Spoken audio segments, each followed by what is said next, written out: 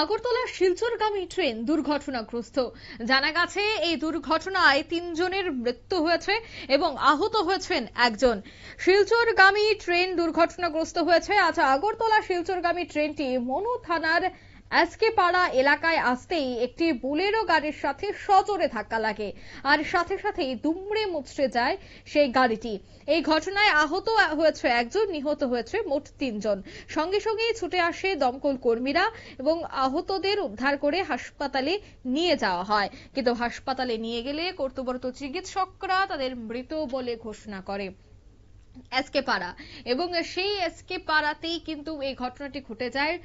মুহূর্তের মধ্যেই সেখানে থেমে পড়ে ট্রেনটি। তবে এতটাই গতিতে ছিল ট্রেন যাতে এই গাড়িটিতে সজোরে ধাক্কা লাগে আর তাতেই কিন্তু এই মর্মান্তিক ঘটনাটি ঘটে যায়। সঙ্গে সঙ্গে ট্রেন থেমে যাওয়ার পর ট্রেন থেকে সমস্ত যাত্রীরা নেমে এসে গোটা ঘটনাটি তারা দেখেন এবং আপনারা সেই ছবিও দেখতে পাচ্ছেন যে কিভাবে পুরো গাড়িটি দুমড়ে মুচড়ে গেছে।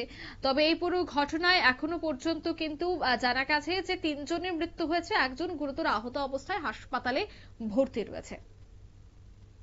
নিয়ে নিচ্ছি ছোট্ট একটি বিজ্ঞাপন বিরতির, সঙ্গে থাকুন।